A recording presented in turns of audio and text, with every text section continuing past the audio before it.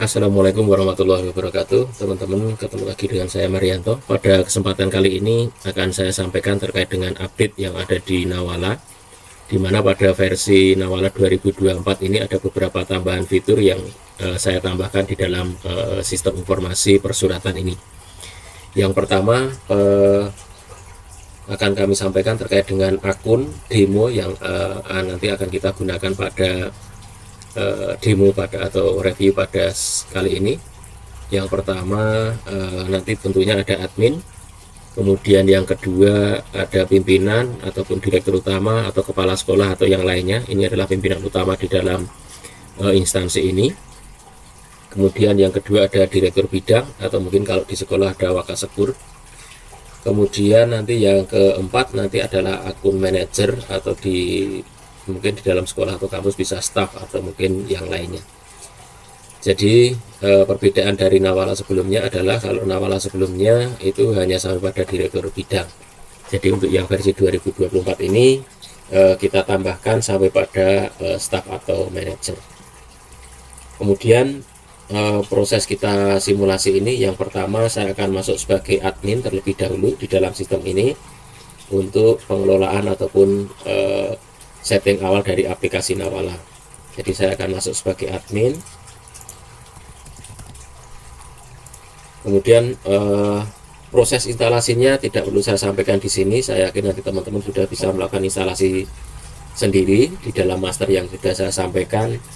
Bisa di hosting atau di online atau mungkin juga di VPS atau juga bisa di intranet atau server lokal di dalam instansi masing-masing. Yang pertama, setelah kita bisa login atau aplikasi sudah selesai diinstal, kemudian teman-teman sudah bisa login, berikutnya menu atau setting yang harus kita lakukan ada di dalam master aplikasi ini. Jadi yang pertama kita bisa mengupdate untuk instansi, profil instansinya. Contoh ada di sini, kita bisa melakukan perubahan nama, alamat, nomor telepon, dan seterusnya. Kemudian bisa kita edit simpan atau kita klik simpan. Kemudian kita lanjutkan untuk di bagian di sini saya contohkan, di sini sudah saya tambahkan misalnya contoh ada direktur keuangan, direktur teknis, kemudian mungkin ada direktur yang lain bisa kita tambahkan dari sini.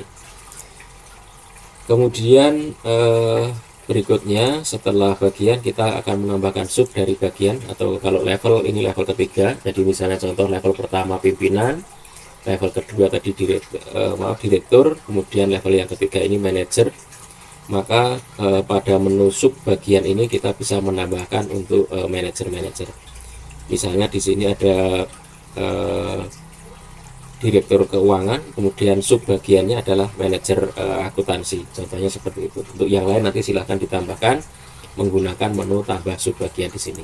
Jadi kita di sini bisa menambahkan untuk misalnya tadi direktur keuangan, kemudian nanti namanya apa dan seterusnya bisa ditambahkan di sini.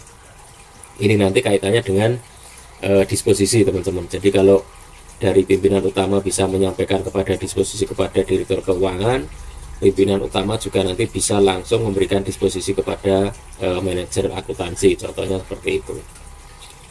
Kemudian setting berikutnya kita bisa masukkan jenis-jenis surat masuk yang ada di instansi kita. Misalnya contoh pada kali ini kita akan menambahkan jenis surat masuk untuk yang pertama undangan, yang kedua surat pengajuan proposal misalnya. Kita juga bisa edit dari yang sudah ada di sini. Misalnya di sini pengajuan. Seperti ini kita simpan. Kemudian kita masukkan juga untuk jenis surat keluar, mungkin ada surat keterangan, mungkin kita juga akan menambahkan misalnya undangan. Misalnya jenisnya adalah undangan. Untuk yang lainnya juga bisa silahkan teman-teman tambahkan di sini. Kemudian setelah jenis surat masuk sudah kita tentukan, jenis surat keluar juga sudah kita tentukan, kita bisa menambahkan data pegawai. Di data pegawai ini seperti yang tadi saya sampaikan di akun demo yang tadi kita sampaikan, nanti ada 4 akun yang ada di dalam sistem ini, khususnya pada demo saat ini. Tadi admin sudah kita coba, kemudian nanti ada pimpinan utama, kemudian nanti ada direktur, kemudian juga ada manajer. Email yang kita gunakan ini, dan nanti kita akan setting untuk di login dari masing-masing akun atau pegawai yang ada di sini. Untuk menuju login pegawai kita bisa menggunakan dua menu. Yang pertama kita bisa menggunakan menu yang ada di sini, kita klik login pegawai seperti ini, atau kita juga bisa menggunakan menu yang ada di master aplikasi, kemudian login pegawai yang ada di sini. Ini akan sama-sama masuk ke data login pegawai.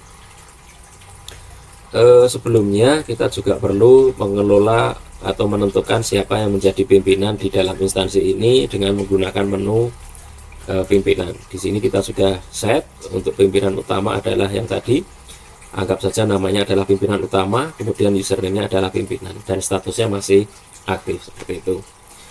Kemudian baru kita lanjutkan untuk melakukan setting login pegawai, di mana kita akan menentukan dua login pegawai, yaitu username direktur untuk direktur, kemudian manajer untuk manajer. Nama pegawai ini adalah nama dummy teman-teman, nanti silakan disesuaikan.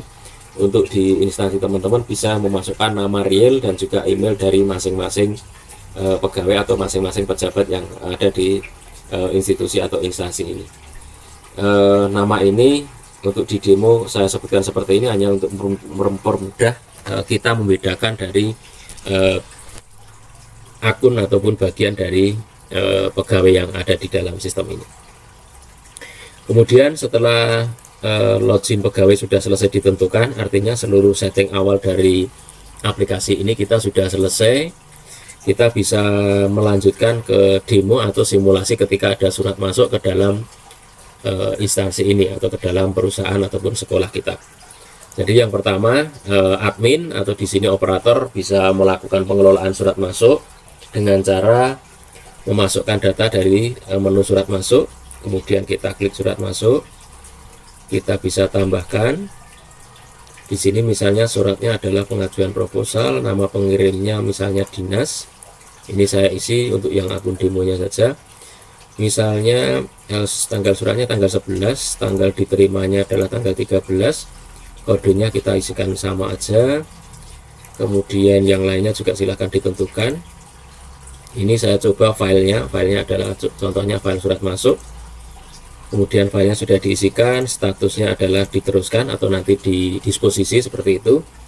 Kemudian ini ada catatan, kita bisa memberikan catatan yang ada di dalam surat masuk ini, artinya catatan tambahan dari admin kepada pimpinan sekolah atau pimpinan instansi ini. Kemudian kita simpan. Setelah kita simpan, nanti data akan masuk di sini bahwa ada surat masuk, kemudian statusnya diteruskan, kemudian ada catatan seperti ini. Ini untuk surat masuk dari sisi admin sudah selesai. Berikutnya nanti akan dilanjutkan di pimpinan atau dicek oleh pimpinan, dan nanti ini akan keluar dulu kita sebagai admin, kita akan masuk sebagai pimpinan. Jadi karena tadi sudah ada surat masuk yang dimasukkan oleh admin, kemudian ketika pimpinan masuk kita akan mencoba seperti apa tampilan atau akses yang dimiliki oleh pimpinan, karena cara logika setelah surat masuk dimasukkan oleh admin itu akan langsung diakses oleh pimpinan. Ini kita klik login. Kemudian ketika pimpinan masuk, halaman dashboardnya akan dimunculkan halaman seperti ini, di mana ada beberapa jumlah yang bisa ditampilkan di sini. Ada berapa surat masuk, surat keluar, dan juga disposisi. Kemudian surat masuk terbaru akan ditampilkan di sini dengan status suratnya, apakah diteruskan ataupun diarsipkan. Kemudian juga ada surat keluar terbaru. Jika nanti sudah ada surat keluar dari sistem ini juga akan muncul di halaman ini, sehingga pimpinan ketika login bisa langsung mengetahui surat masuk yang terbaru ataupun surat keluar yang terbaru. Kemudian untuk melihat atau menampilkan surat masuk ini, pimpinan bisa klik menu surat masuk yang ada di sini. Kemudian kita bisa menampilkan untuk suratnya, misalnya suratnya seperti ini. Kemudian di dalam surat ini pimpinan akan memberikan disposisi, karena tadi statusnya adalah diteruskan. Kita tambahkan disposisi. Yang pertama, disposisinya ini harus diselesaikan tanggal 16 misalnya. 15, 16. Kemudian pemberi disposisinya adalah pimpinan utama. Kemudian penerima disposisinya adalah direktur. Instruksinya misalnya hanya untuk diketahui. kemudian catatannya tidak ada, kita simpan.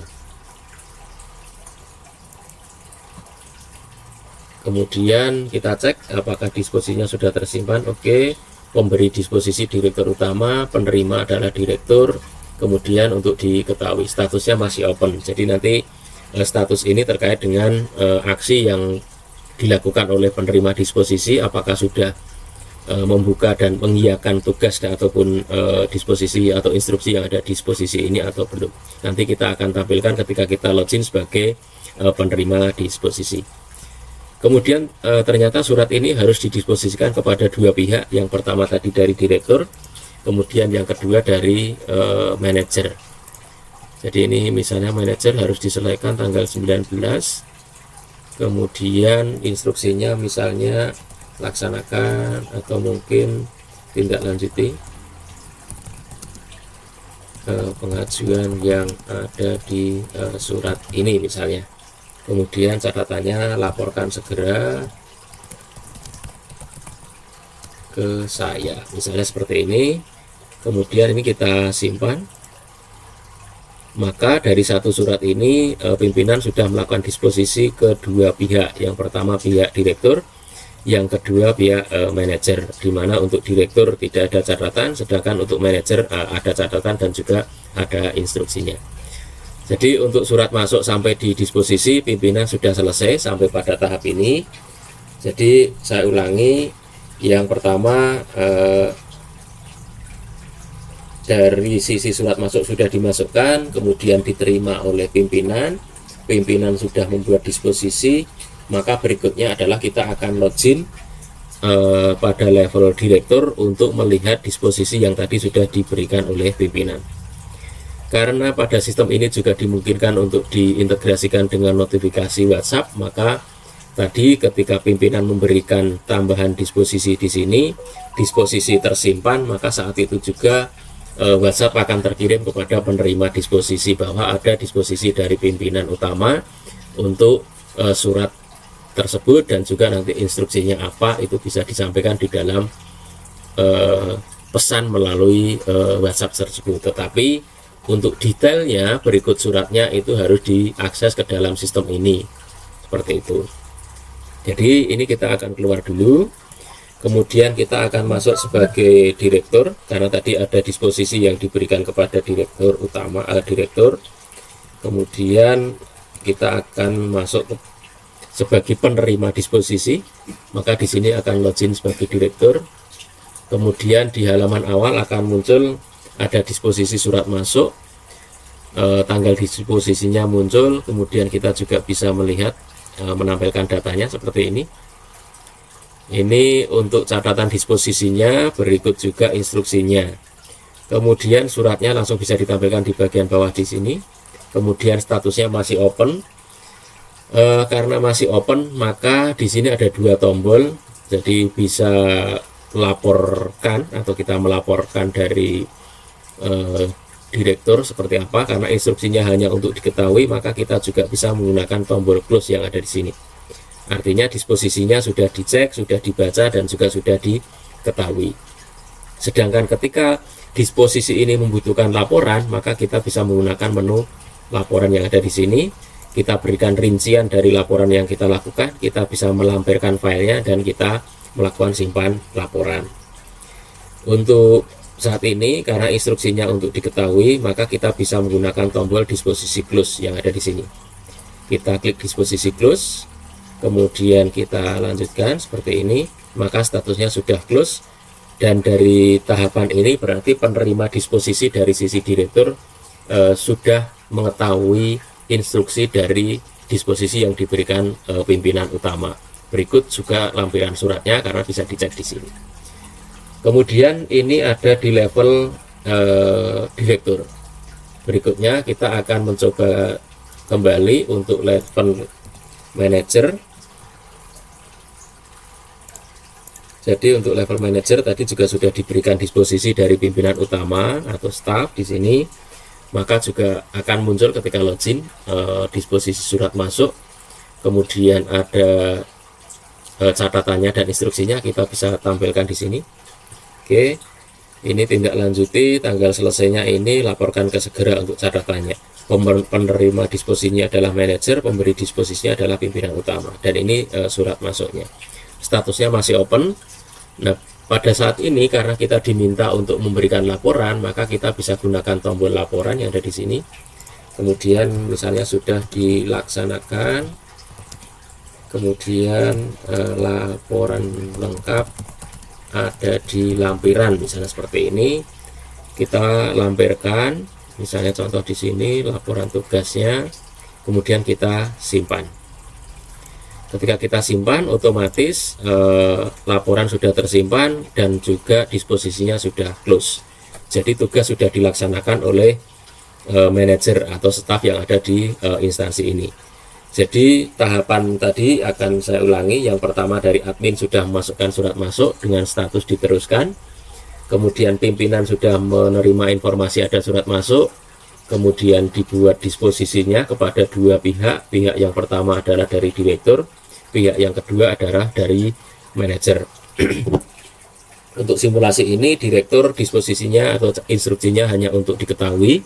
Sedangkan untuk manajer itu harus dilaksanakan dan dilaporkan. Maka untuk tadi direktur hanya cukup menampilkan, melihat dan juga merubah statusnya menjadi close. Kemudian untuk manajer di sini harus melampirkan dan juga dia sudah melaporkan tugas dari disposisi yang diberikan. Maka untuk tahapan surat masuk ini kita sudah selesai.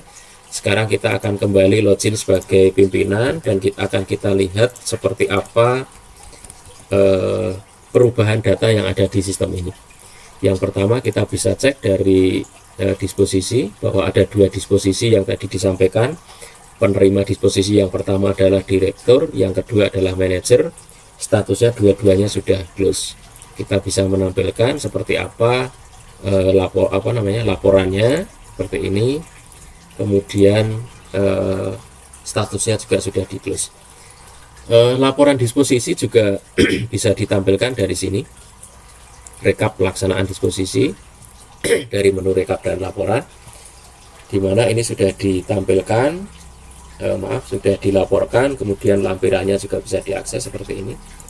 Pura-puranya ini laporan pelaksanaan tugasnya juga bisa ditampilkan seperti ini.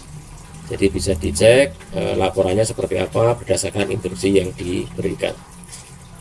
Ini untuk disposisi surat masuk yang sudah diberikan oleh pimpinan utama kepada manajer dan juga kepada direktur. Kemudian di dalam rekap disposisi kita juga bisa menampilkan statusnya, artinya sudah close seperti ini. Dan pada surat masuk ini juga bisa ditampilkan seperti ini. Jadi secara otomatis pimpinan juga bisa mengecek untuk status surat yang diteruskan atau disposisi. Di sini ada dua ikon. Yang pertama ketika sudah centang ini berarti sudah close. Kemudian kalau masih tanda tanya berarti masih open. Ini seperti itu. Jadi ini kita bisa cek. Kemudian kita juga bisa tampilkan disposisi dengan berikut statusnya. Ini bisa kita tampilkan apa-apa yang terkait dengan disposisi surat masuk yang tadi kita berikan. Kemudian kita juga bisa mengecek log akses dari surat masuk. Misalnya ada yang pimpinan membuat disposisi, kemudian nanti direktur menampilkan lembar disposisi, manajer menampilkan lembar disposisi dan juga surat masuk. Artinya di sini pimpinan bisa mengecek apa-apa saja aktivitas yang dilakukan oleh akun yang lain terkait dengan surat ini atau surat masuk ini. Sampai di sini surat masuk kita sudah selesai demonya, alurnya seperti yang tadi saya sampaikan. Kemudian berikutnya akan kita lanjutkan untuk surat keluar. Kita akan masuk sebagai admin. Kemudian surat keluar ini kan diawali dari draft begitu teman-teman. Jadi nanti kita akan memberikan draft dulu. Surat keluar kita tambahkan misalnya di sini surat keterangan, tujuannya misalnya kepada semua karyawan. Kemudian tanggalnya misalnya tanggal 14, kodenya misalnya ini, nomor agendanya ini, Ini bisa diketik ya, misalnya 1 2 3 gitu, isinya adalah undangan untuk upacara misalnya. Kemudian suratnya ini aja lah gitu. Jadi kita simpan. Ketika disimpan otomatis statusnya masih draft karena pimpinan belum mengakses surat keluar ini dan belum mengiyakan, maka kita akan masuk sebagai pimpinan karena ada tadi surat keluar yang kita diminta cek. Kita akan masukkan tanda tangan di dalam surat tersebut atau approve surat tersebut. Jadi kita akan cek draft suratnya, ini statusnya masih draft, kemudian kita tampilkan. Ini ada dua menu teman-teman, jadi kita bisa edit di sini. Pimpinan bisa melakukan editing dari draft surat ini. Berikut juga mereplace file yang dilampirkan oleh admin. Ini bisa dilakukan di sini. Jadi kalau misalnya nanti ini mau diganti file yang sudah diedit, bisa diedit seperti ini. Kemudian ketika disimpan otomatis draft suratnya sudah mengikuti yang terbaru. Atau kita bisa menampilkan datanya seperti ini. Ini misalnya pura-puranya surat yang draft surat keluar. Kemudian kalau ini sudah diiyakan, maka pimpinan bisa melakukan tanda tangan. Ini misalnya ditandatangani gitu ya. Oke, kalau sudah ditandatangani, statusnya sekarang sudah ditandatangani. Kemudian kalau misalnya ada catatan, bisa di sini catatan untuk dari surat keluar ini. Kemudian kita akan kembali ke admin untuk melihat status surat keluar ini. Jadi kita akan masuk ke admin, kemudian kita cek di surat keluar. Nah, ini sudah ada tanda tangannya. Berikutnya kita cek di surat keluar. Oke, kita rilis. Jadi kita tambahkan suratnya, karena tadi suratnya sudah ditandatangani. Kemudian kita tambahkan suratnya, misalnya ini. Kemudian atau ini kita ganti aja ya, misalnya ini kita rename sebagai surat keluar gitu. Ini pura-puranya kita jadikan surat keluar. Oke, jadi sekarang ini kita jadikan surat keluar, undangan ini, kemudian kita rilis. Ketika sudah dirilis seperti ini, maka sudah bukan menjadi draft lagi, tetapi sudah masuk di kategori surat keluar. Jadi ada rilis surat keluar untuk dari instansi ini ke luar. Sekali lagi, karena sistemnya terintegrasi dengan pesan atau notifikasi WA, maka ketika surat sudah dirilis keluar, pimpinan akan menerima informasi bahwa ada surat keluar dengan tanggal ini, kemudian halnya ini atau isinya ini dan seterusnya. Jadi seperti itu untuk